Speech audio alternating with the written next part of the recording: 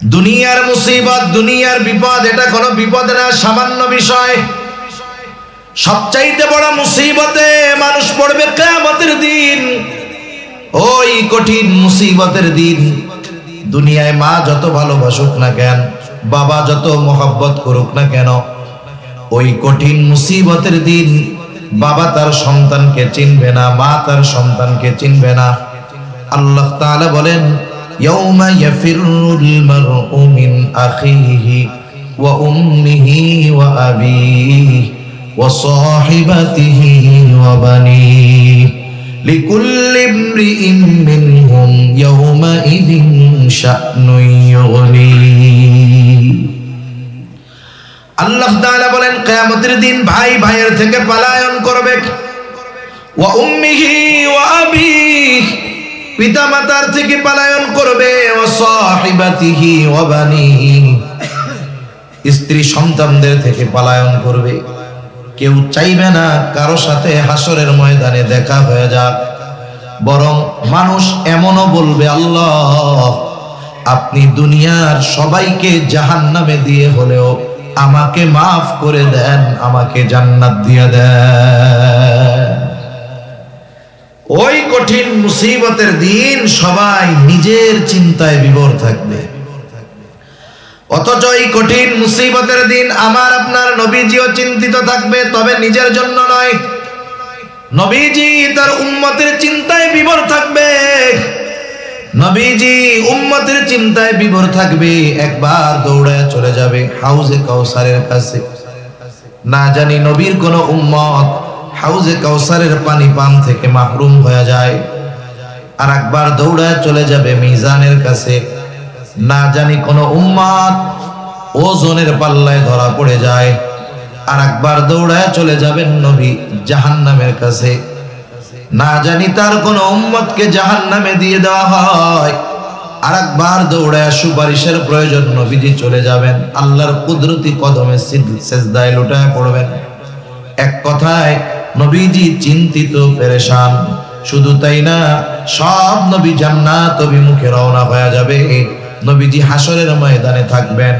জান্নাতের দরজা খোলা হবে না, জান্নাতের দরজা বন্ধ থাকবে। জিজ্ঞাসা করা হবে, কি ব্যাপার জান্নাতের দরজা খোলো না কেন? ফেরেশতারা জবাব দিবে, যিনি আসলে খোলা হবে তিনি আসেন নাই। কে তিনি? তিনি হলেন মুহাম্মাদুর রাসূলুল্লাহ সাল্লাল্লাহু আলাইহি ওয়াসাল্লাম। কোথায় তিনি? হাসরের ময়দানে অবস্থান করতেছে। যতক্ষণ না নবী তার প্রত্যেকটা উম্মত, যার মধ্যে যারা পরিমাণ ঈমান হলেও আছে, তার ব্যাপারে যতক্ষণ আল্লাহ তাআলার পক্ষ থেকে জান্নাতের নিশ্চয়তা, ক্ষমার নিশ্চয়তা না পাবে, ততক্ষণ আমার আপনার নবী নিজে জান্নাতে প্রবেশ করবে না। লাকাদ মান্নাল্লাহু আলাল মুমিনিনা ইয বা'আসা ফীহিম রাসূলাম মিন আনফুসিহিম।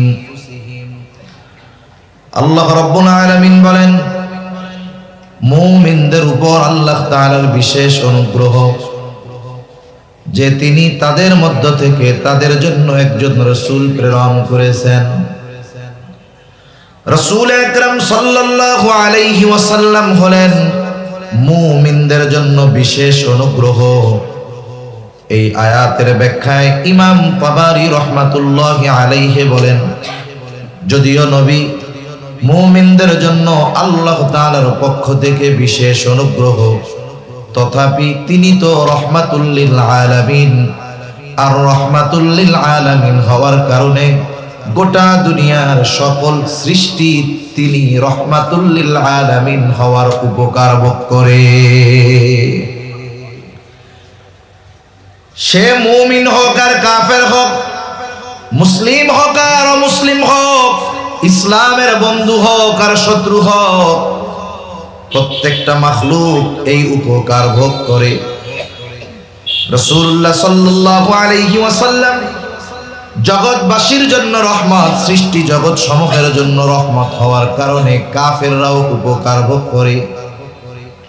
নবীজির পর থেকে নিয়ে কিয়ামত পর্যন্ত যত মানুষ আসবে, যত মানুষ এসেছে, যত মানুষ আছে, মুমিন হোক আর কাফের হোক, নবীজির উম্মত এরা সবাই, এ ব্যাপারে কোনো সন্দেহ নেই।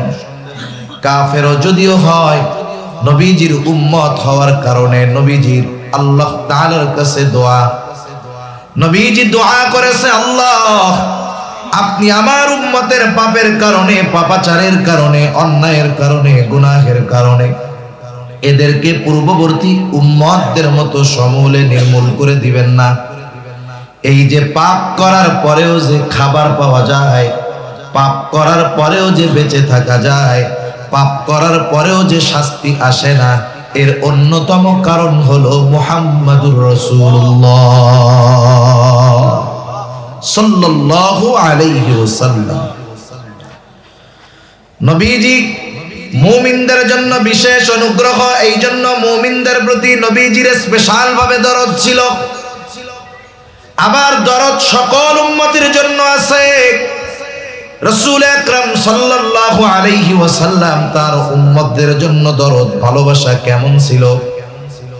আব্দুল্লাহ ইবনে আমর ইবনুল আস রাদিয়াল্লাহু তাআলা আনহু থেকে বর্ণিত, তিনি বলেন, আন্নান নাবিয়্যা সাল্লাল্লাহু আলাইহি ওয়াসাল্লাম তাআলা মা নাযালা ফি ইব্রাহিম আলাইহিস সালাম। রাসূল আকরাম সাল্লাল্লাহু আলাইহি ওয়াসাল্লাম তিলাওয়াত করলেন কওলাল্লাহি আযজা ওয়া জাল্লা ফি ইব্রাহিম আলাইহিস সালাম। আল্লাহ তাআলা যা ইব্রাহিম আলাইহিস সালাতু ওয়াস সালামের ব্যাপারে বলেছেন, কি বলেছেন আল্লাহ ইব্রাহিম আলাইহিস সালামের ব্যাপারে? কোরআনুল কারীমের সূরা ইব্রাহিম, এই সূরার মধ্যে হযরত ইব্রাহিম আলাইহিস সালাতু ওয়াস সালাম তার গুনাহগার উম্মতদের জন্য আল্লাহ তাআলার কাছে ক্ষমা চেয়ে দোয়া করেছে। ওই দোয়াটা আল্লাহ তাআলা কোরআনুল কারীমের মধ্যে নাজিল করেছে। ওই দোয়া নবীজি তিলাওয়াত করতেছেন। দোয়াটা হলো, ইব্রাহিম আলাইহিস সালাম দোয়া করে, রব্বি ইন্নাহুন্না আযলালনা কাসীরাম মিনান নাস। ও আমার রব, এই প্রতিমাগুলো, এই মূর্তিগুলো অধিকাংশ মানুষকে পথচ্যুত করে ফেলছে, পথভ্রষ্ট বানায় ফেলছে। ফামান তাবিআনি ফাইন্নাহু মিন্নি। তবে এদের মধ্য থেকে যারা আমার অনুসরণ করেছে, আমার আনুগত্য করেছে, আমার কথা মেনে মূর্তি পূজা বাদ দিয়ে ঈমান এনেছে, ও আল্লাহ এরা তো আমার দলভুক্ত, কিন্তু সবাই তো আর আমার কথা শুনে ঈমান আনে নাই। যদিও ঈমান আনে নাই, তথাপি তো এরা আমারই উম্মত। ইব্রাহিম আলাইহিস সালাম এরপরে কেমন যেন বলে, আল্লাহ ওমান আসানি ফাইন্নাকা গফুরুর রহিম। আর যারা আমার আনুগত্য করে নাই, নবীজি ইব্রাহিম আলাইহিস সালাম কেমন যেন বলেন, ওরা তো আমারও উম্মত, আপনি তো গফুর, আপনি তো রহিম, আপনি তো অতিশয় ক্ষমাশীল, পরম দয়ালু, আপনি আমার গুনাহগার উম্মত গুলাকেও মাফ করে দেন। কেমন যেন গুনাহগার উম্মতের ব্যাপারেও আল্লাহ তাআলার কাছে ক্ষমা প্রার্থনা করতেছেন ইব্রাহিম আলাইহিস সালাম। প্রত্যেকটা নবী তার উম্মতকে ভালোবাসে। নবী তার উম্মতকে কত ভালোবাসে! আমার আপনার নবীও আমাকে আপনাকে বেশি ভালোবাসে। সুবহানাল্লাহ। কোনো সন্দেহ নাই, আমার আপনার নবী আমাকে আপনাকে আমার আপনার মা বাবার চাইতে বেশি ভালোবাসে। কোনো সন্দেহ নাই, নবীজি আমি আমাকে যত ভালোবাসি, আমার চাইতে আমাকে নবী বেশি ভালোবাসে।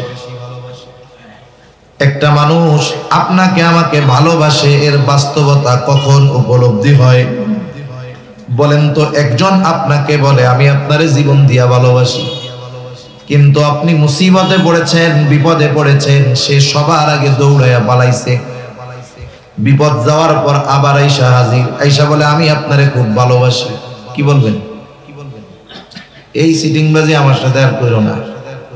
তুমি যদি সত্যিই আমারে মহাব্বত করতা, ওই বিপদের সময় তুমি সবচাইতে আগে আমার পক্ষে দাঁড়ায় যাইতে। ঠিক কিনা বলেন? দুনিয়ার মুসিবত, দুনিয়ার বিপদ, এটা কোনো বিপদ না, সামান্য বিষয়।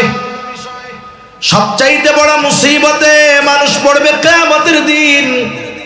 ও ওই কঠিন মুসিবতের দিন দুনিয়ায় মা যত ভালোবাসুক না কেন, বাবা যত মোহাব্বত করুক না কেন, ওই কঠিন মুসিবতের দিন বাবা তার সন্তানকে চিনবে না, মা তার সন্তানকে চিনবে না।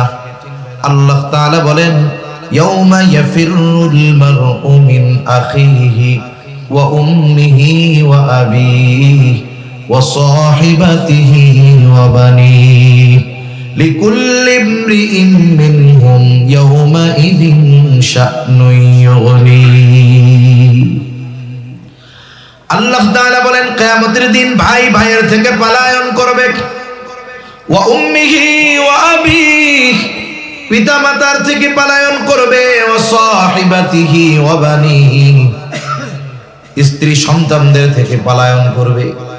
কেউ চাইবে না কারো সাথে হাসরের ময়দানে দেখা হয়ে যাক, বরং মানুষ এমনও বলবে, আল্লাহ আপনি দুনিয়ার সবাইকে জাহান্নামে দিয়ে হলেও আমাকে মাফ করে দেন, আমাকে জান্নাত দিয়ে দেন। ওই কঠিন মুসিবতের দিন সবাই নিজের চিন্তায় বিভোর থাকবে। অথচ এই কঠিন মুসিবতের দিন আমার আপনার নবীজিও চিন্তিত থাকবে, তবে নিজের জন্য নয়। নবীজি তার উম্মতের চিন্তায় বিভোর থাকবে। নবীজি উম্মতের চিন্তায় বিভোর থাকবে। একবার দৌড়ে চলে যাবে হাউজে কাউসারের কাছে। না জানি নবীর কোন উম্মত হাউজে কাউসারের পানি পান থেকে মাহরুম হয়ে যায়। আর একবার দৌড়ে চলে যাবে মিজানের কাছে। না জানি কোন উম্মত ওজনের পাল্লায় ধরা পড়ে যায়। আর একবার দৌড়ায় চলে যাবেন নবী জাহান্নামের কাছে। না জানি তার কোন উম্মতকে জাহান্নামে দিয়ে দেওয়া হয়। আর একবার দৌড়ায় সুপারিশের প্রয়োজন নবীজি চলে যাবেন আল্লাহর কুদরতি কদমে সিজদায় লুটায় পড়বেন। এক কথায় নবীজি চিন্তিত পেরেশান। শুধু তাই না, সব নবী জান্নাত অভিমুখে রওনা হয়ে যাবে। নবীজি হাসরের ময়দানে থাকবেন। জান্নাতের দরজা খোলা হবে না, জান্নাতের দরজা বন্ধ থাকবে। জিজ্ঞাসা করা হবে, কি ব্যাপার জান্নাতের দরজা খোলো না কেন? ফেরেশতারা জবাব দিবে, যিনি আসলে খোলা হবে তিনি আসেন নাই। কে তিনি? তিনি হলেন মুহাম্মাদুর রাসূলুল্লাহ সাল্লাল্লাহু আলাইহি ওয়াসাল্লাম। কোথায় তিনি? হাসরের ময়দানে অবস্থান করতেছে। যতক্ষণ না নবী তার প্রত্যেকটা উম্মত, যার মধ্যে যারা পরিমাণ ঈমান হলেও আছে, তার ব্যাপারে যতক্ষণ আল্লাহ তাআলার পক্ষ থেকে জান্নাতের নিশ্চয়তা, ক্ষমার নিশ্চয়তা না পাবে, ততক্ষণ আমার আপনার নবী নিজে জান্নাতে প্রবেশ করবে না। যেই দিন মা চিনবে না, বাবা চিনবে না, ভাই চিনবে না, যেই সন্তানের জন্য রক্ত পানি করে উপার্জন করে বাবা, সেই সন্তান চিনবে না, ওই কঠিন দিন আমার আপনার নবী কিন্তু বলবে না। তাহলে বুঝে থাকলে জবাব দিবেন। বলেন তো, মা বাবা বেশি ভালোবাসে নাকি নবী বেশি ভালোবাসে? কোনো সন্দেহ নাই, নবীজি সবচাইতে বেশি ভালোবাসে। প্রত্যেক নবী তার উম্মতকে ভালোবাসে। বরং কিছু কিছু সময় এমনটা হয়, ভালো যে তার চাইতে খারাপটার জন্য চিন্তা আরো বেশি হয়। আমি মাঝে মধ্যেই বলি, মনে করেন এক বাবার 5 ছেলে, এক মার 5 ছেলে, 4 জন ভালো, বুজুর্গ, মুত্তাকি, পরহেজগার, আবেদ, সব দিক দিয়ে ভালো, গোনাটোনা করে না। কিন্তু 5 নম্বর ছেলেটা সর্বোচ্চ পর্যায়ের মন্দ। 4 জনের ভালোকে যদি একদিকে দেওয়া হয়, একজনের খারাপির পাল্লা আরো বেশি ভারী হবে, এত খারাপ। বলেন তো, মা বাবা ওই ভালো 4 জনের জন্য চিন্তা বেশি করে নাকি খারাপটার জন্য বেশি করে? বলেন তো, মা বাবা যখন দোয়া করে, দোয়ার মধ্যে 4 জনের ব্যাপারে বেশি দোয়া করে নাকি খারাপটার জন্য বেশি দোয়া করে? সন্তান খারাপ হওয়ার পরেও মা বাবা ওই সন্তানকে দূরে ঠেলে দেয় না, মা বাবা ওই সন্তানকে বের করে দেয় না। কেন? বলে মোহাব্বতের কারণে। সন্তান এই জন্য যত খারাপ হোক তাকে দূরে ঠেলে দেওয়া যায় না। আরে উম্মত যত গুনাহগার হোক, মা বাবার চাইতে সন্তানকে যত ভালোবাসে মা বাবা, তার চাইতে নবী তার উম্মতকে বেশি ভালোবাসে। এই জন্য নবী সন্তান যেমন খারাপ হলে মা বাবা মহব্বতের কারণে চিন্তিত হয়, ওই রকম কোন উম্মত যদি গুনাহগার হয় নবীও মহব্বতের কারণে চিন্তিত হয়ে যায়। এরপরে উনি ঈসা আলাইহিস সালাতু ওয়াস সালামের ওই আয়াত, যেই দোয়া আল্লাহ তাআলার কাছে ঈসা আলাইহিস সালাম করেছেন, আল্লাহ তাআলা ওই দোয়াও জানায় দেন। ঈসা আলাইহিস সালাম দোয়া করে আর বলে, ইন তুআযিবহুম ফাইন্নাহুম ইবাদুক ওয়া ইন তাগফির লাহুম ফাইন্নাকা আনতাল আজিজুল হাকীম। ঈসা আলাইহিস সালাম আল্লাহ তাআলার কাছে বলে, ইন তুআযিবহুম ফাইন্নাহুম ইবাদুক, আপনি যদি তাদেরকে শাস্তি দেন তারা তো আপনারই বান্দা।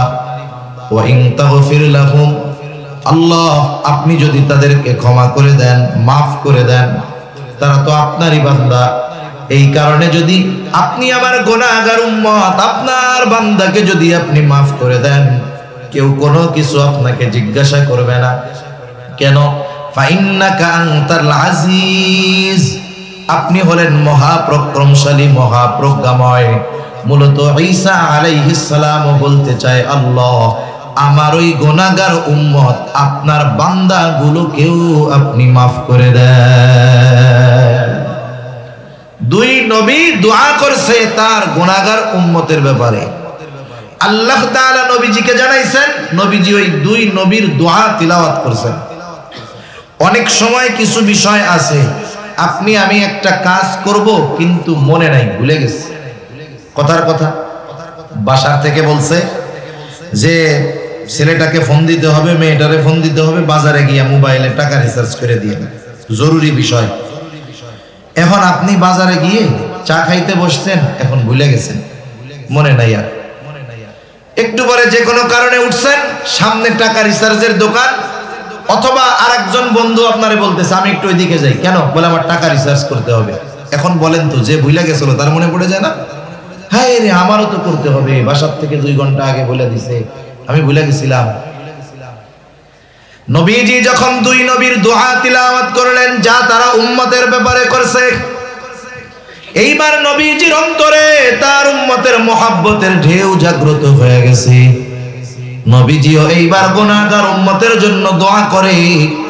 বর্ণনাকারী বলতেছেন, ফারাফা ইয়াদাই ওয়া ক্বালা আল্লাহুম্মা উম্মতি উম্মতি ওয়া বাকা। নবীজি হাত দুটো উঁচু করলেন, হাত দুটো উঁচু করে বলতেছে, আল্লাহ আমার উম্মত, আমার উম্মত। সাথে সাথে ওজর ধারায় চোখ দিয়ে অশ্রু পড়তেছে, নবীজি কান্না করতেছে আর বলে আমার উম্মত, আমার উম্মত।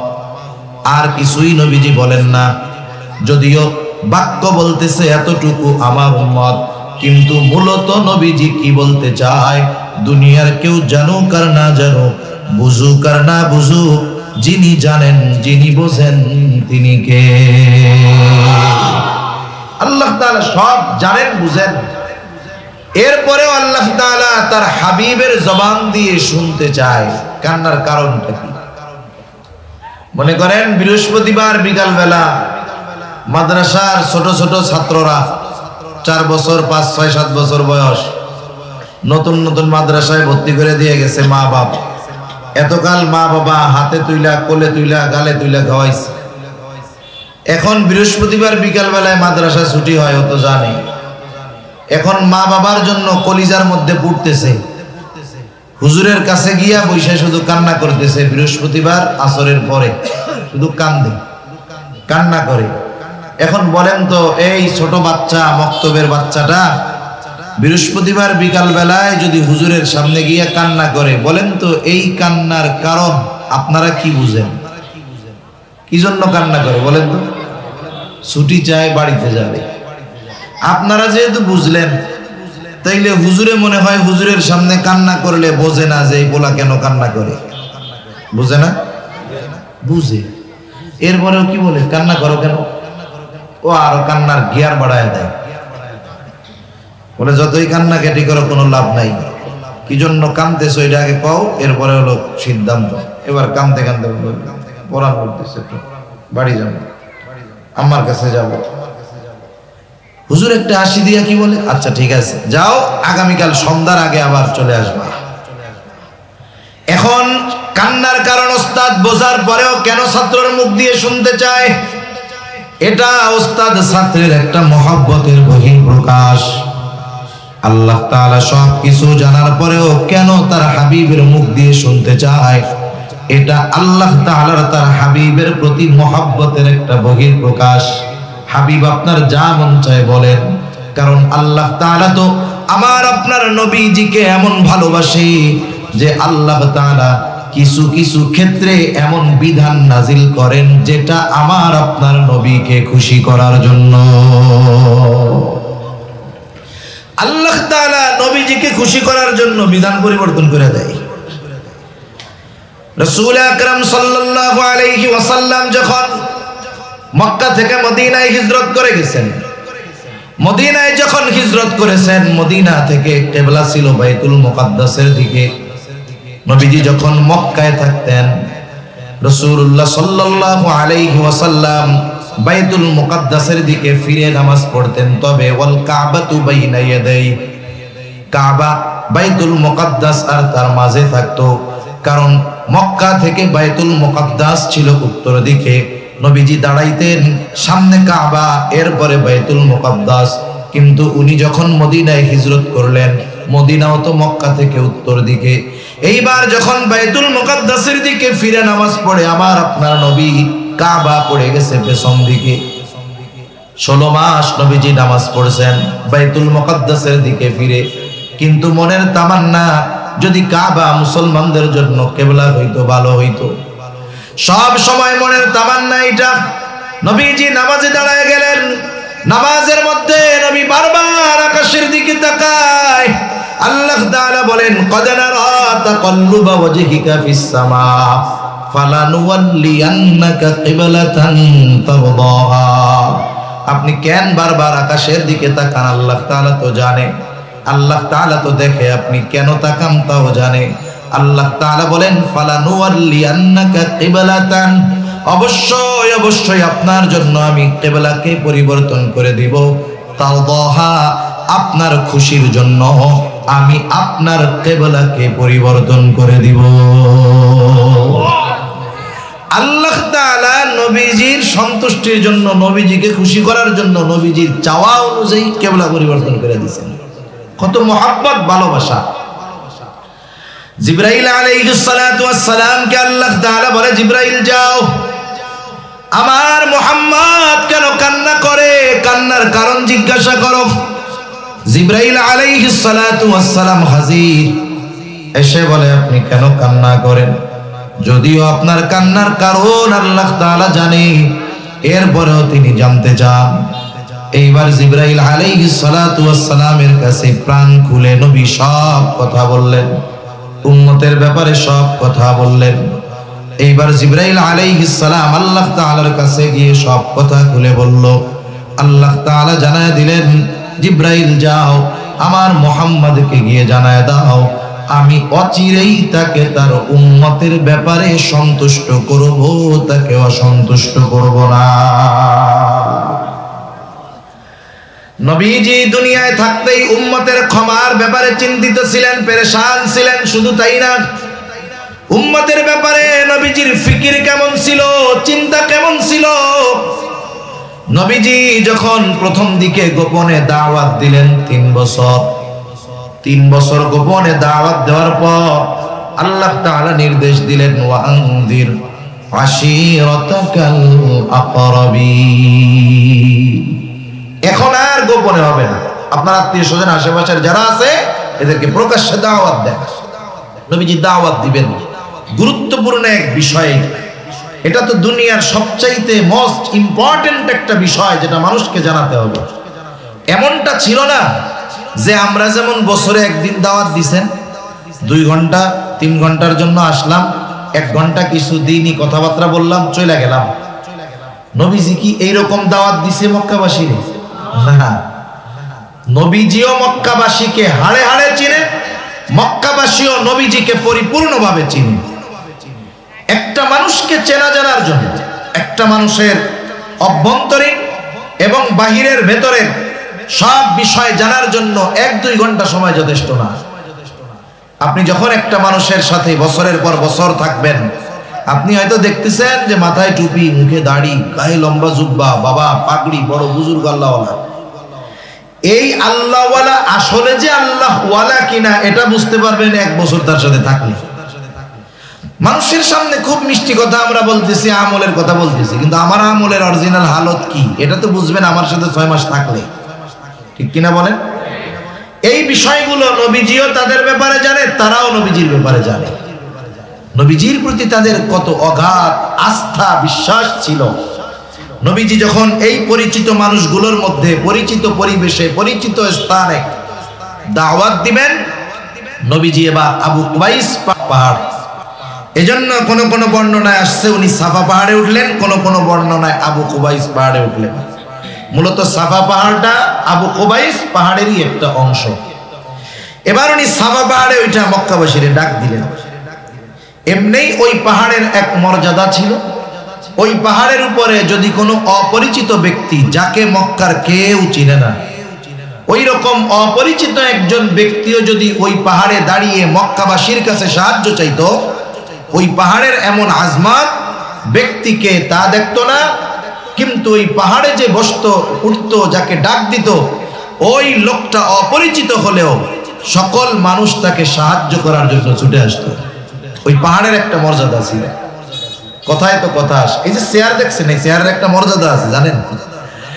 এই চেয়ারের একটা মর্যাদা আছে, কিন্তু আমরা এই চেয়ারের চাইতে মর্যাদা দেই ব্যক্তিকে বেশি। চেয়ারের চাইতে মর্যাদা কাদের বেশি দেই? ব্যক্তিকে বেশি দেই। ব্যক্তি যদি ভাইরাল হয়, ব্যক্তি যদি সেলিব্রিটি হয়, আবার যদি ব্যক্তি এমন হয় যে এত না দিলে আসে না, এরকম যদি হয়, কমপক্ষে ওয়াজ না শুনলেও ওনারেও দেখতে মন চাইছে, এমন হুজুর 1 ঘন্টায় 1 লাখ টাকা লাগে, একটু চেহারাটা হলেও দেখে আসে। কিন্তু যদি আহলুল্লাহ বুজুর্গানে দিন বয়ান করে, তখন ওইটারে গোনে না। অথচ উচিত ছিল আমাদের এই চেয়ারের মর্যাদা দিয়ে, ওই মর্যাদা কাফেররা দিতে পারতো, পাহাড়ের মর্যাদা দিয়ে অপরিচিত ব্যক্তির ডাকে তারা চলে আসতো। কিন্তু আমরা দ্বীনি বিষয়ে এই চেয়ারের মর্যাদা দিয়ে যদি একজন অপরিচিত মানুষ বসে, একজন আলেম বসে, স্থানীয় আলেম বসে, আমরা এই চেয়ারের মর্যাদা দিয়ে তার কথা শুনতে আসি না, চিন্তা করি ও তো আমগো দেশের হুজুর, ঠিক কিনা বলেন? আমাদের এলাকায় বলে বাড়ির গোশ ডালের সমান, বাড়ির গোশ ডাউলের সমান। আবার মাঝে মধ্যে একটু গল্প না করলেও তো হয় না, কথায় কথা মনে পড়ে গেল। কষ্ট হইতেছে না তো আপনাদের? এগুলো তো ওয়াজের অংশ না, তবে আপনাদের সাথে একটু আন্তরিকতা বাড়ানোর জন্য বলা। অনেক সময় অন্যের বাড়ির পিঠা মজা লাগে। অন্যের বাড়ির পিঠা কি লাগে? মজা লাগে। আমরা তো দেখছি চিটাগাঙে তো আল্লাহ তাআলা অনেক আছে। শাইখুল ইসলাম বয়ান করতেছে, আসরের পরে বয়ান করতেছে, লোকজন 5-7 জন 8-10 জন বসা। আব্দুল হালিম বুখারী রাহমাতুল্লাহি আলাইহি আসরের পরে বয়ান করতেছে। আফসোস লাগে কি, আওয়াম নাইলে না বুঝে, ওই এলাকায় যিনি গেছেন পটিয়া মাদ্রাসার মুহতামিম আব্দুল হালিম বুখারী রাহমাতুল্লাহি আলাইহি, ওই এলাকার উলামায়ে কেরাম কোন জায়গায় ছিল, মসজিদের ইমাম মুয়াজ্জিনরা কোথায় ছিল, তারা আইসা জুড়ে বসলে অত 100 জন লোক হইল। এই লোকগুলাও আসে, মনে করে আমাদেরই তো হুজুর। কি মনে করছে? আমাদেরই তো হুজুর। অথচ প্রত্যন্ত অঞ্চলে অনেক দূরে দূরে একটা দিনের জন্য ওনাদের পিছনে বছরের পর বছর ঘুরে পাওয়া যায় না। তা যাই হোক, অনেক সময় অন্যের বাড়ির পিঠা মজা লাগে, এটা ঠিক না। নিজের ঘরের স্ত্রী যদি রান্না করে, খারাপ হইলেও মজা কইতে হয়। খারাপ হইলেও কি বলতে হয়? মজা বলতে হয় যে খুব মজা হয়েছে। মজা না হইলেও ফায়দা, হইলেও ফায়দা। মনে করেন একজন স্বামী বাসায় গেছে, এবার স্ত্রী মজার একটা খাবার আইনা দিছে, পিঠা আইনা দিছে, সে নিজেই রান্না করছে আর কি, কিন্তু গোপন রাখছে। এখন স্বামীরে খাইতে দিছে, খাওয়া দাওয়ার পরে বলতেছে, দিছে এটা কি? বলে এটা পিঠা। কে দিছে? এই তো পাশের বাসার থেকে একজন দিছে আর কি। খাওয়া দাওয়া শেষ, জিজ্ঞাসা করে কেমন হয়েছে? খুব মজা তো, ভাবির হাতের রান্না খুব মজা, পিঠাটা খুব স্বাদ হয়েছে। কে বলে সত্য কথা বলি? বলে হ্যাঁ বলো। বলে এই পিঠাটা তো আমি আপনার জন্য রান্না করছি। ভাই এই জন্যই তো বাসি বাসি গন্ধ। পিঠা যখন কইছে পাশের বাসার ওনার খুব মজা লাগছে, যখন ওয়াইফ বলছে আমি রান্না করছি আপনার জন্য, তখন কি বলে এই যে একটু গন্ধ গন্ধ করতেছিল। তা উচিত কি, স্ত্রী রান্না করছে তরকারিতে লবণ কম হয়েছে, যত মশলা মশলা দিক না কেন যদি লবণ না দেয় ওই তরকারির স্বাদ হবে না। আপনি খাইছেন, খাইলেন, এখন দেখলেন যে লবণ কম হয় নাই, আপনি লবণ নিলেন খাইলেন, জিজ্ঞাসা করতে পারে বা আপনি বলতে পারেন খুব মজা হয়েছে তরকারিটা আলহামদুলিল্লাহ। মহিলাদের অভ্যাস হইল স্বামী যদি প্রশংসা করে অধিকাংশ ক্ষেত্রে বিশ্বাস করে না। যখন আপনি বলবেন খুব মজা হয়েছে, আপনার কথা বিশ্বাস জীবনেও করবে না, সে নিজে আগে টেস্ট করে আবার দেখবে আসলে মজা হয়েছে কিনা। এইবার যদি দেখে যে মুখে নেওয়ার পরে লবণ হয় নাই, তাহলে তো স্বাদই হয় নাই, সে লজ্জিত হবে, সাথে সাথে আনন্দিত হবে যে স্বাদ না লাগার পরেও আমার স্বামী আমার সাথে একটু গরম কথা বলে নাই। আর যদি স্বাদ হয় সে আনন্দিত হবে যে আলহামদুলিল্লাহ আমার স্বামী আমার প্রশংসা করছে। এই জন্য কাছের মানুষ, ঘরের মানুষ যারা, এদের কদর মূল্যায়ন করার দরকার। সে যেই হোক আর যাই হোক, ওলামা একরাম হলে তো আরো বেশি করার দরকার, ঠিক কিনা বলেন? ওই যে কথার থেকে গেলাম, আমরা চেয়ারের কদর করার যোগ্যতা অর্জন করবো, আল্লাহ বুঝবার তৌফিক দান করুন। এই চেয়ারগুলো দামি চেয়ার, এগুলো নবীদের ওয়ারিসের চেয়ার। যেমন প্রত্যেকটা হাদিস যারা পড়ে, হাদিসের সনদের ধারাবাহিকতা আছে, চেয়ারগুলোরও এরকম ধারাবাহিকতা আছে। তা ওই আবু কুবাইস পাহাড়ের এক মর্যাদা, উপরে উঠে যদি কোনো ব্যক্তি কোনো কথা বলতো, অপরিচিত হলেও পাহাড়ের মর্যাদা দিয়ে তারা ওই ব্যক্তির কথা শুনতো। ওই পাহাড়ে উঠছে মুহাম্মাদুর রাসূলুল্লাহ সাল্লাল্লাহু আলাইহি ওয়াসাল্লাম। আজকে আর কেউ ঘরে নাই, একবারে সবাই চলে আসছে। মুহাম্মদ কি বলবে আমাদের? নবীজি জিজ্ঞাসা করতেছে, আমি যদি তোমাদেরকে বলি এই পাহাড়ের পেছন দিকে পাদদেশে একদল অশ্বারোহী সৈন্য আক্রমণ করার জন্য ওত পেতে আছে, তোমরা কি আমার কথা বিশ্বাস করবা নাকি? উপস্থিত সব মানুষ সমস্বরে বলল, কেন নয়, অবশ্যই তোমার কথা আমরা বিশ্বাস করি। কেন করি?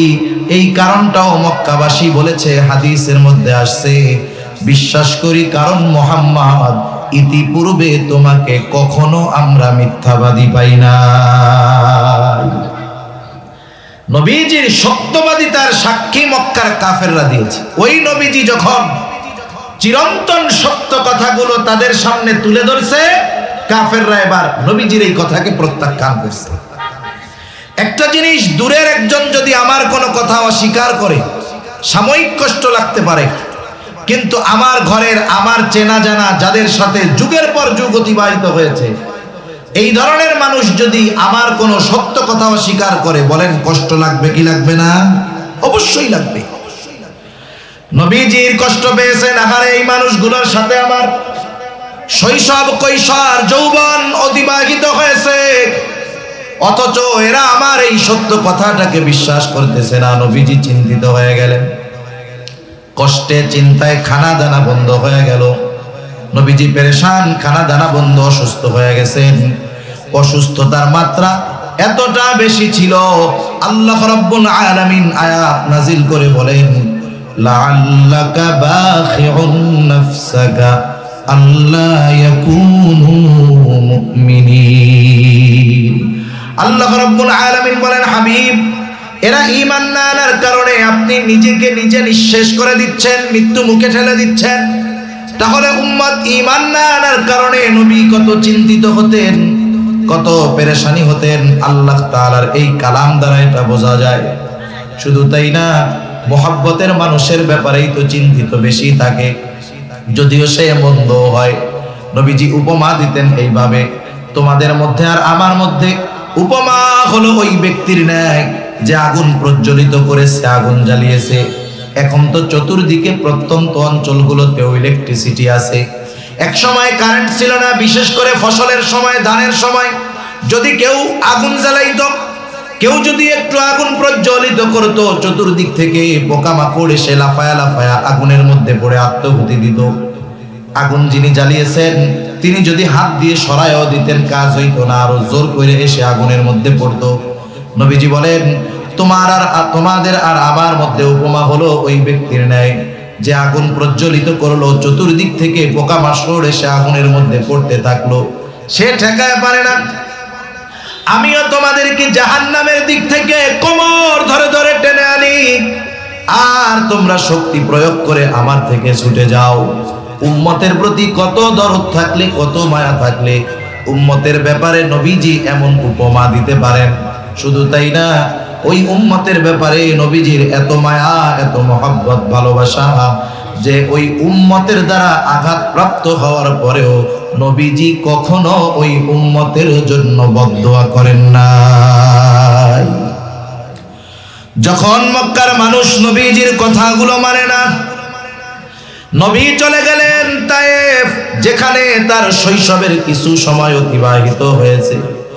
হযরত যায়েদ রাদিয়াল্লাহু তাআলা আনহুকে নিয়ে চলে গেলেন তায়েফ। তায়েফের মানুষেরাও নবীজিকে চিনল না। দলবদ্ধভাবে নবীজির গায়ে তারা পাথর নিক্ষেপ করতে শুরু করলো। হযরত যায়েদ রাদিয়াল্লাহু তাআলা আনহু একা ঠেকাতে পারেন না। পাথরের আঘাতের মাত্রা কতটা বেশি ছিল। আয়েশা সিদ্দিকা রাদিয়াল্লাহু তাআলা আনহা নবীজির গায়ে একদিন দাগ দেখতে পাইলেন, দাগ। আয়েশা সিদ্দিকা রাদিয়াল্লাহু তাআলা আনহা বলে, ইয়া রাসূলুল্লাহ, আপনার পিঠে এইগুলো কিসের দাগ? আপনার কি কখনো বসন্ত হয়েছিল নাকি? নবীজি বলে, না আয়েশা, আমার কখনো বসন্ত হয় নাই। তাইলে এই দাগগুলো কিসের? নবীজি বলে, আয়েশা, আমি যখন তায়েফে দ্বীনের দাওয়াত দিতে গিয়েছিলাম, ওই তায়েফের মানুষ আমাকে যে পাথর নিক্ষেপ করেছিল, তাদের নিক্ষিপ্ত পাথরের আঘাতের দাগ এইগুলো। এর মানে বোঝা যায় নবীজিকে পাথর মারছে বড় বড় না ছোট? বড় পাথর। শুধু বড় পাথর না, পাথরগুলো চোখা ধারালো ছিল, যার কারণে আঘাত লাগছে, গায়ে গর্ত হয়ে গেছে, রক্ত প্রবাহিত হয়েছে।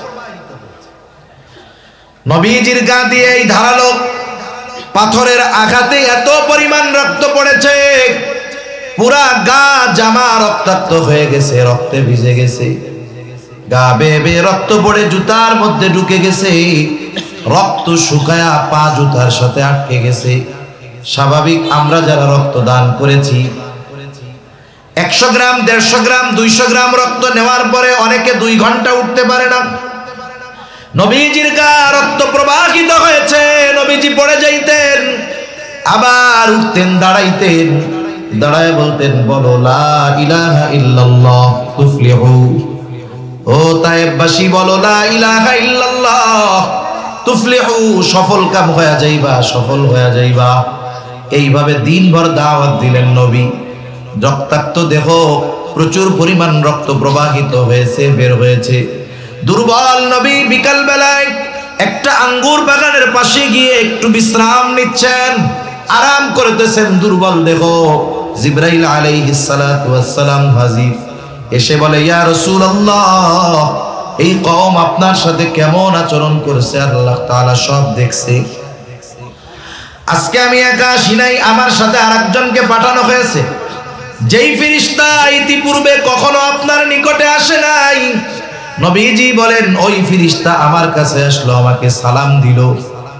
সালাম বিনিময়ের পরে বলতেছে, ইয়া রাসূলুল্লাহ, এই সম্প্রদায় আপনার সাথে কেমন আচরণ করেছে আপনার মালিক জানে। তিনি আমাকে আপনার নির্দেশ পালন করার জন্য পাঠিয়েছেন। আপনি যা আদেশ করবেন তা বাস্তবে পরিণত করার নির্দেশ আল্লাহ তাআলা আমাকে দিয়েছেন। ইয়া রাসূলুল্লাহ, আপনি যদি নির্দেশ দেন, এই অবাধ্য তায়েফবাসীকে 2 দিকের পাহাড় দিয়ে, 2 পাহাড় দিয়ে এমন ভাবে পিষে দেওয়া হবে যে তায়েফবাসী পুরা অস্তিত্বহীন হয়ে যাবে। আমারে তো আল্লাহ পাঠাইছে আপনার অর্ডার মানতে, খালি অর্ডার দেন, দেখেন কি করি, একবারে নিশ্চিন্ন হয়ে যাবে। আমরা কতটা প্রতিশোধ পরায়ণ।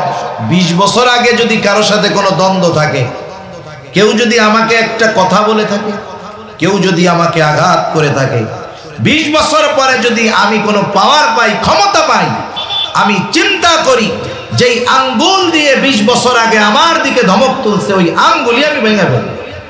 এরকম আল্লাহর বান্দা নাই তো? প্রতিশোধ পরায়ণতা আমাদেরকে এতটা এতটা হিংস্র করে তুলেছে যে ক্ষুধার্ত কুকুরটাও এত হিংস্র নয়। ঠিক কিনা বলেন? প্রতিশোধ পরায়ণতা, শুধু প্রতিশোধ পরায়ণতা।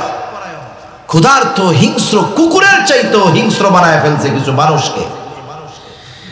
নবীজি কেমন ক্ষমা পরায়ণ ছিলেন নবী।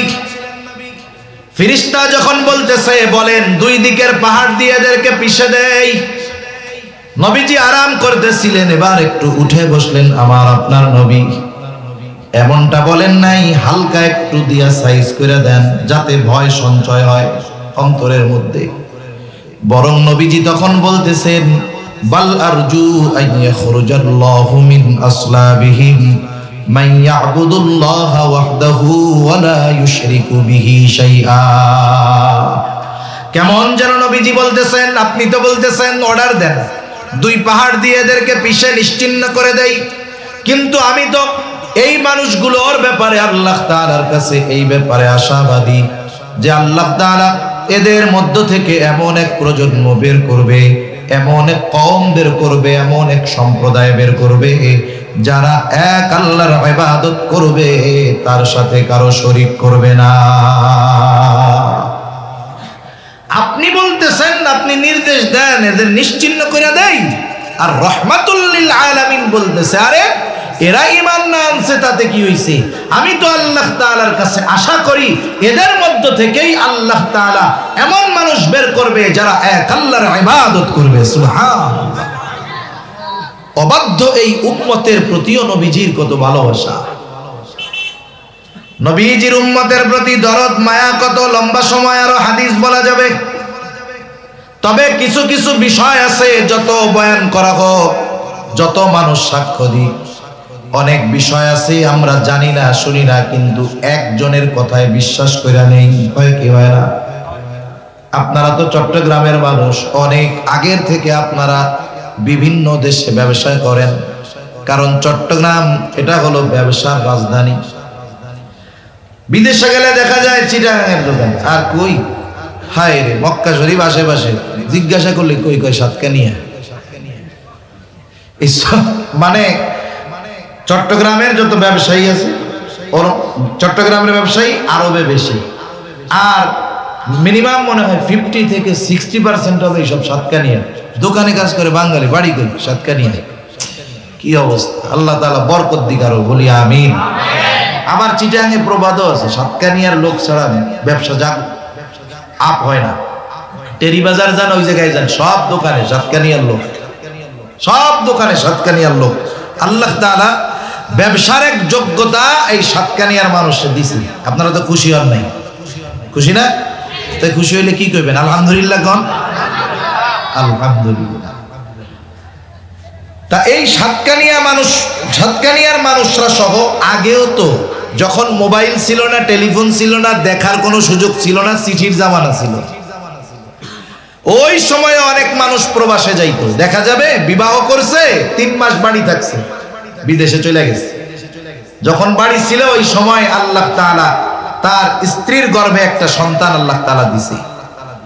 20 বছর পরে বাড়ি আসছে, এর মধ্যে ছেলেও বাপরে দেখে নাই, বাপও ছেলেরে দেখে নাই। ওই সময় তো আর দেখে দেখে কথা কওয়ানোর সুযোগ নেই। এখন দেখে নাই, দুইজন দুইজনকে চিনে না, চিঠিতে যতটুকু কথাবার্তা। এবার ওই লোক চিন্তা করছে ছেলে টেলে তো বড় হয়ে গেছে, বাড়ি একটা সারপ্রাইজ দিব, সারপ্রাইজ মানে চমকায়া দিব সবাইকে। কোনো খবর টবর না দিয়া বাড়ি চলে আসছে। রাত 2টার সময় দরজায় টোকা দিছে, বাড়ি যায়, দরজা খুলো। এখন যুবক মানুষ 20 বছরের, রাত 2টায় টোকা দিলে তো ওই খুলবে। এখন যেই দরজা খুলছে দেখো অপরিচিত একজন মানুষ। কে আপনি? তুমি আমাকে চিনবা না, তোমার মা আমারে চিনবে। ওই পোলা তো পারলে লাঠি নিয়ে ওই বেটারে পিটাইতে চলবে। এই চেঁচামেচি শুরু হবে। এইবার দৌড় দিয়া মহিলা এসে বলবে, আরে বাবা তুমি ওরে চিনো নাই ওনাকে, উনিই তো তোমার আব্বা। এখন বলেন তো, একটু আগে যে গরম টরম হয়েছিল, যখন এই মা এসে বলবে এই যেই তোমার আব্বা, ও বলবে নাকি যে আমি বিশ্বাস টিশ্বাস করি না? এই বলবে? মার এক কথায় যারে 20 বছর দেখে নাই, মুহূর্তের ভিতরে বলবে ও আব্বা ভুল হয়ে গেছে, মাফ করে দেন, আমি তো আপনারে দেখি নাই, বেয়াদবি নিয়েন না। তাহলে দেখেন অনেক বিষয় আছে, একজন সাক্ষীর স্বাক্ষর কারণে গোটা বড় বড় বিষয়কে আমরা বিশ্বাস করে নেই।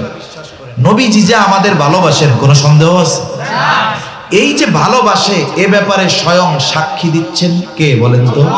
আরো জোরে বলেন না কে? তাহলে আল্লাহ তাআলা যেই বিষয়ের সাক্ষী দিচ্ছে, তাহলে এই ভালোবাসার পরিমাপ বা পরিমাণ কত, এটা পরিমাপ করার কোনো ক্ষমতা আমাদের মধ্যে নাই। নবীজি তার উম্মতকে কত ভালোবাসে স্বয়ং সাক্ষী দিচ্ছেন আল্লাহ। আল্লাহ রাব্বুল আলামিন বলেন, লাকাদ জাআকুম রাসূলুম মিন আনফুসিকুম আজিজুন আলাইহি মা আনিতুম হারিসুন আলাইকুম বিল মুমিনিনা রাউফুর রহিম। আল্লাহ রাব্বুল আলামিন বলেন, লাকাদ জাআকুম রাসূলুম মিন আনফুসিকুম, তোমাদের মধ্য থেকে তোমাদের জন্য এমন একজন রাসূলের আগমন ঘটেছে যিনি হলেন আজিজুন আলাইহি মা আনিতুম। সোজা কথায় শব্দে কেমনে বুঝাই, তিনি হলেন সমব্যথী। তার মানে যেই বিষয়টা তোমাদের জন্য কষ্টের সেটা ওই রাসূলকেও কষ্ট দেয়। সুবহানাল্লাহ। এখন প্রশ্ন হতে পারে, আমি যেইটাই কষ্ট পাই নবী সেইটাই কষ্ট পায় কেমনে? একটা উদাহরণ দিলে বুঝতে সহজ হবে। মনে করেন এক লোকের 3 বছরের একটা ছেলে, 3 বছরের সন্তান। সন্তানের বয়স যখন একেবারে ছোট থাকে, 1-1.5-2 মাস বয়স, তখন এক ধরনের মায়া। যখন বাপ বাপ বইলা ডাকে তখন আরেক মায়া। আব্বু আব্বু ডাকে, পিছে পিছে দৌড় দিয়া যখন আসে তখন কিন্তু আরেক মায়া, আরেক মহব্বত। এই 3 বছরের ছোট্ট বাচ্চাটা হঠাৎ করে অসুস্থ হয়ে গেছে, জ্বরাক্রান্ত হয়ে গেছে। গভীর রাত, প্রচন্ড জ্বর, কেমন যেন তাপে তার কপালটা ফেটে যাচ্ছে। বাচ্চাটা কষ্টে যন্ত্রণায় কান্না করতেছে। বলেন তো ওই মুহূর্তে ওই বাচ্চার সামনে তার মা বাবা, আমার তো দিল বলে ওই বাচ্চা অসুস্থতায় যত কষ্ট পায়, ওই অসুস্থ সন্তানের কষ্ট দেখে মা বাবা তার চাইতে আরো বেশি কষ্ট পায়। অনেক মা বাবা হয়তো আল্লাহ তাআলার কাছে মনে মনে বলে, আল্লাহ আমরা নাইলে পাপ করেছি, গুনাহ করেছি, কিন্তু এই মাসুম বাচ্চাটা তো কোনো পাপ করে নাই। আয় আল্লাহ, আপনি প্রয়োজনে তার অসুস্থতাটা আমাকে দিয়ে আপনি এই মাসুম বাচ্চাটারে সুস্থ করে দেন।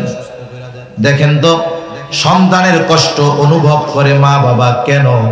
কারণ সন্তানের প্রতি মা বাবার ভালোবাসা থাকার কারণে। উম্মতের কষ্ট নবীজি কেন অনুভব করেন? নবীজির অন্তরে উম্মতের মুহাব্বত ভালোবাসা থাকার কারণে। এই জন্য আল্লাহ তাআলা বলেন, এমন এক হাবিব, এমন এক রাসূল তোমাদের মধ্য থেকে তোমাদের জন্য আসছে, তোমাদেরকে যেটা কষ্ট দেয় সেটা তার জন্য কষ্টের কারণ হয়ে যায়।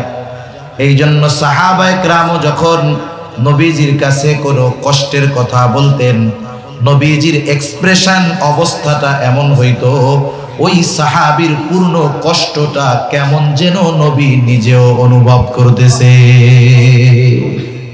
এজন্যই তো সাহাবায়ে কেরাম নবীজির জন্য ফেদা ছিল, জীবন দিয়ে দিতে তারা সবসময় তৈরি থাকতো। একথাই আল্লাহ তাআলা বলেন, তিনি হলেন তোমাদের জন্য সমব্যথী। যেই বিষয় তোমাদের জন্য কষ্টের সেটা তার জন্য কষ্টের। এরপরে আল্লাহ তাআলা বলেন, তিনি হলেন হারিস, হারিসুন আলাইকুম, তোমাদের জন্য সর্বোচ্চ কল্যাণকামী। নবীজি উম্মতের জন্য সর্বোচ্চ কল্যাণকামী নবী। নবী একদিন সাহাবায়ে কেরামকে নিয়ে পথ চলতেছেন। উম্মতের ব্যাপারে নবী চাইতেন উম্মত দ্বীনের পথে চলে আসুক। নবীজি একদিন পথ চলেন, নবী বলতেছে হঠাৎ করে আমার ভাইদেরকে দেখতে মন চায়। সাহাবায়ে কেরাম জিজ্ঞাসা করে, ইয়া রাসূলুল্লাহ, আমরা কি আপনার ভাই নই? নবীজি বলেন, শোনো, তোমরা আমার সাথী, তোমরা আমার সাহাবী, তাহলে আপনার ভাই কারা? নবীজি বলেন, আমার পরে আমাকে না দেখে যারা আমার উপরে ঈমান আনবে তারা হলো আমার ভাই। নবীজি কল্যাণকামী, চাইতেন যে সবাই আমার পরে আমার প্রতি আল্লাহর প্রতি ঈমান আনুক। শুধু তাই না, যেই বিষয়গুলো উম্মতের জন্য অতি কল্যাণের, ওই বিষয়টাকে যথাযথ স্থান এবং যথাযথ সময়ের জন্য সংরক্ষণ করতেন। নবীজি বলেন প্রত্যেকটা নবীকে এক একটা স্পেশাল দোয়া করার সুযোগ দেওয়া হয়েছে, যেই দোয়াটা আল্লাহ তাআলা তার উম্মতের ব্যাপারে কবুল করার প্রতিশ্রুতি দিয়েছেন নগদে। নবীজি বলেন সব নবী তাদের সেই দোয়াটা দুনিয়ায় করে ফেলছে, আমি ওই দোয়াটাকে সংরক্ষণ করে রাখছি। কিয়ামতের দিন ওই দোয়াটাকে আমি আমার উম্মতের সুপারিশ হিসাবে করব, যেটা মিস হবেই না, কারণ এই দোয়া কবুলের নিশ্চয়তা আল্লাহ তাআলা দিয়ে রাখছেন। এজন্য নবীজি হলেন উম্মতের জন্য সর্বোচ্চ কল্যাণকামী।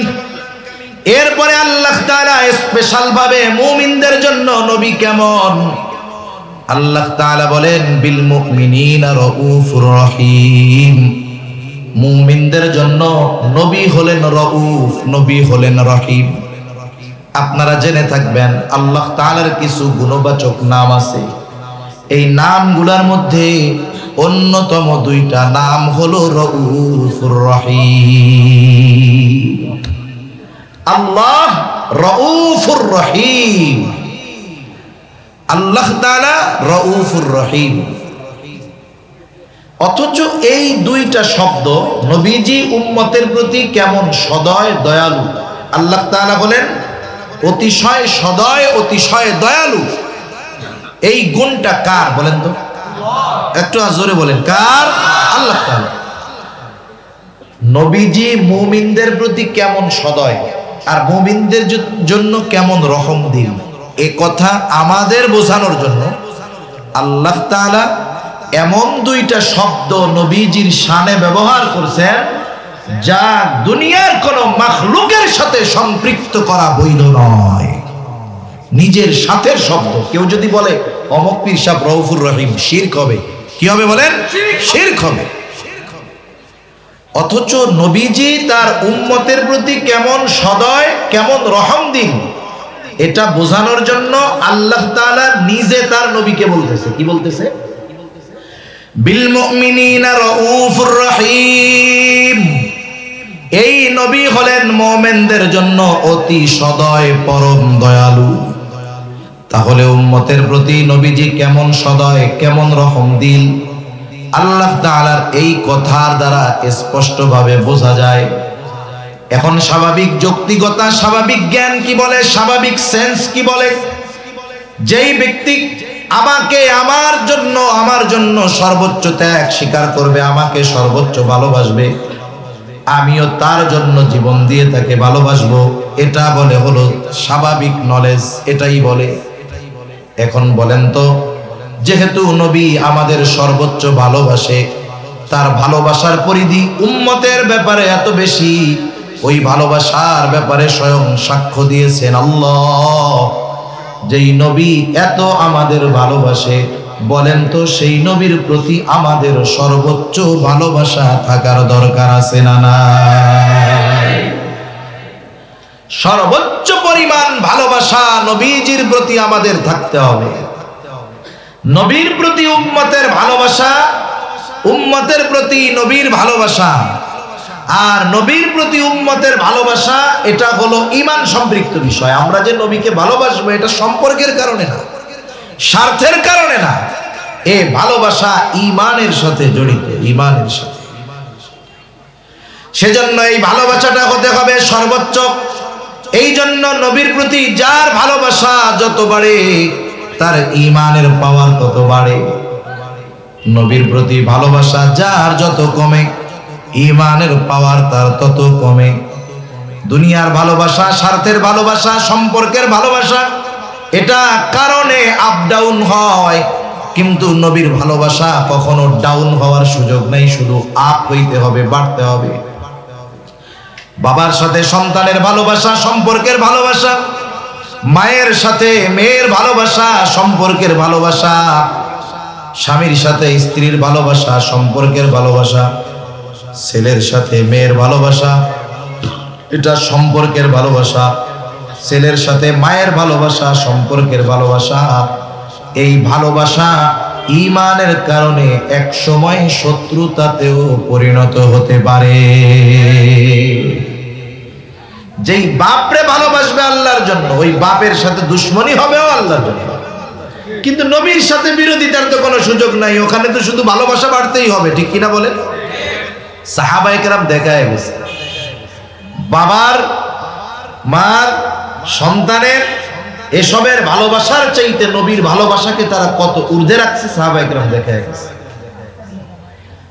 বদরের যুদ্ধের দিন আবু উবাইদা ইবনুল জাররাহ রাদিয়াল্লাহু তাআলা আন যুদ্ধের ময়দানে যখন আছেন, তিনি দেখতে পাইলেন তার বাবা জাররাহ কাফেরদের পক্ষে, মুসলমানদের বিপক্ষে যুদ্ধ করার জন্য আসছে। বাবাকে দেখার পর তিনি চিন্তা করলেন বাবার থেকে দূরে দূরে সরে থাকবো। এক বর্ণনায় আসছে তিনি বাবার থেকে সরে সরে যুদ্ধ করতেছেন ঠিক, কিন্তু বাবার দিকে খেয়াল রাখতেছেন বাবা কি করে। কারণ জাররাহ নবীর প্রতি সর্বোচ্চ বিদ্বেষ পোষণ করত। জাররাহ চিন্তা করছে দুনিয়া থেকে বিদায় করে দেওয়া যায় তাহলে তো সবই শেষ। এই বদ চিন্তা করে, কুচিন্তা করে সে বারবার নবীজির দিকে আক্রমণ করার চেষ্টা করতেছে। জাররাহ আবু উবাইদা খেয়াল করলেন, প্রথমবার গিয়ে প্রতিহত করলেন, আবার দূরে সরে যুদ্ধ করতেছে, কিন্তু খেয়াল করে যে বাপ জাররাহ কি করে। আবার খেয়াল করলেন যে জাররাহ নবীর দিকে আক্রমণ করার চেষ্টা করতেছে, আবার গিয়ে প্রতিহত করলেন, সরায়া দিলেন। এইবার আবার যুদ্ধ শুরু করছে, খেয়াল করতেছে বাবা কি করে। এইবার তাকায় দেখে বাপ আবারও নবীর দিকে আক্রমণ করার চেষ্টা করতেছে। বাবার মোহাব্বতে জাররাহ বাবার থেকে দূরে দূরে সরে যুদ্ধ করতেছিল, কিন্তু নবীর প্রতি বাবার এই আচরণ তার পছন্দ হয় নাই। সে তো ওই রকম লক্ষ্য বাবার চাইতে নবীকে বেশি মহব্বত করে। এইবার আবু উবাইদা বিরক্ত হয়ে গেল, নবীর প্রতি এহেন আচরণ সে পছন্দ করলো না। এইবার নিজে গিয়া একটা কোপ দিয়া বাপের দেহ থেকে কল্লাটাকে আলাদা করে দিল। দুনিয়ার স্বার্থে নাকি নবীর মহব্বতে? নবীর সাথে বেয়াদবি করেছে, ছাড় দেয় নাই। এই জন্য নবীর প্রতি মহব্বত এটা ঈমানের সাথে সম্পৃক্ত বিষয়, এটা কমার কোনো সুযোগ নাই। নবীকে মহব্বত করতে গিয়ে যদি বাপ দুশ্মন হয় পিছপা হওয়া যাবে না। নবীকে ভালোবাসতে গিয়ে যদি সন্তান দুশ্মন হয় তাহলে সন্তানের সাথে সম্পর্ক ত্যাগ করতে হবে। সাহাবায়ে কেরাম এই ব্যাপারে দৃঢ় প্রতিজ্ঞাবদ্ধ ছিলেন। শুধু তাই না, নবীজিও জানায়া দিয়েছেন, নো আমার উম্মত, মিলাদ দিয়া, সিন্নি খাইয়া, জিলাপি খাইয়া প্রকৃত মুমিন হতে পারবা না যতক্ষণ না আমাকে প্রকৃতভাবে ভালোবাসবা। নবীজি সেই কথা বলেন, লা ইউমিনু আহাদুকুম হাত্তা আকুনা আহাব্বা ইলাইহি মিন ওয়ালিদিহি ওয়া ওয়ালাদিহি ওয়ান নাসি আজমাইন। নবীজি বলেন, তোমাদের মধ্যে কেউ ততক্ষণ মুমিন হতে পারবে না যতক্ষণ না সে পিতা, মাতা, সন্তান, সন্ততি, এক কথা সকলের চাইতে আমি নবীকে বেশি ভালো না বাসবে, ততক্ষণ কেউ প্রকৃত মুমিন হতে পারবে না। এখন নবীরে তো ভালোবাসতে হবে, কোন পদ্ধতিতে বাসবো? আমরা তো নবীকে সামনে পাই নাই। আবু বকর সামনে পাইছে, নিজের সব সম্পদ নবীর কাছে আইনা দিয়ে দিছে। আরে হযরত তালহা নবীজিকে সামনে পেয়েছে। উহুদের ময়দানে নবী যখন গর্তের মধ্যে পড়ে গেছে, কাফেরদের তীর বর্ষা নবীজির মাথার উপর দিয়ে যায়। তালহা তো নবীজিকে সামনে পাইছে, নবীর মহব্বতে নিজের বুকটাকে নবীর জন্য ঢাল বানায় দিয়েছে। সুবহানাল্লাহ। কিন্তু আমরা তো নবীরে সামনে পাই নাই, কেমনে ভালোবাসবো? নবীও জানে আমার উম্মত চিন্তিত হয়ে যাবে, এই জন্য নবী তাকে ভালোবাসার পদ্ধতি নবী নিজেই বলে দিলেন। নবীজি বলেন, ও উম্মত, কেমনে ভালোবাসবা শোনো। তোমরা আমাকে যদি ভালোবাসতে চাও কেমনে ভালোবাসবা? মনে করো তুমি তোমার পদ্ধতিতে আমারে ভালোবাসবা, কাজ হবে না। নবীজি বলেন, মান আহাব্বা সুন্নতি ফাকাদ আহাব্বানি ওয়া মান আহাব্বানি কানা মাই ফিল জান্নাহ। নবীজি বলেন, যে আমার সুন্নতকে ভালোবাসবে সে আমি নবীকে ভালোবাসবে, যে আমার সুন্নতকে ভালোবাসলো আমি নবীকে ভালোবাসলো, আর যে আমি নবীকে ভালোবাসবে তার অবস্থান হবে আমার সাথে জান্নাতে। সুবহানাল্লাহ বলে। নবীর সাথে যদি জান্নাতে থাকতে হয়, জান্নাতে তো আগে যাওয়ার দরকার। জান্নাতে যাওয়ার শর্ত কি? নবীজি বলেন, কুল্লু উম্মতি ইয়াদখুলুনাল জান্নাতা ইল্লা মান আবা। নবীজি বলেন, আমার সব উম্মত জান্নাতে যাবে, আবা উম্মত ছাড়া। প্রশ্ন করা হলো, ইয়া রাসূলুল্লাহ, আবা উম্মতের আবার কারা? নবীজি বলেন, মান আতাআনি দাখালাল জান্নাহ ওয়া মান আসানি ফাকাদ আবা।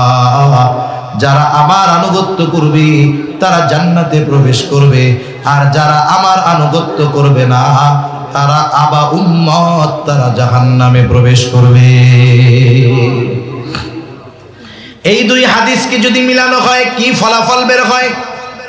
দুই হাদিসকে মিলাইলে ফলাফল বের হয়, নবীর সুন্নাতকে যারা মোহাব্বতের সাথে অনুসরণ করবে। আমরা অনেকে আছি সুন্নাত ভালোবাসি, সুন্নাত ওয়ালা ভালোবাসি, নিজে সুন্নাত ওয়ালা হই না, কাজ হবে না। নিজেও সুন্নাত ওয়ালা হতে হবে, সুন্নাতকে ভালোবাসতে হবে। তাহলে কেউ যদি নবীর সুন্নাতকে মোহাব্বতের সাথে অনুসরণ করে, সে নবীর সাথে জান্নাতে অবস্থান করবে। আমরা কারা কারা নবীর সাথে জান্নাতে থাকার আশা রাখি? হাত উঁচা করি তো। নারায়ে তাকবীর। আরো জোরে বলেন, নারায়ে তাকবীর। মাশাআল্লাহ, ইচ্ছা আছে তো? আছে না? আল্লাহ কবুল করুন।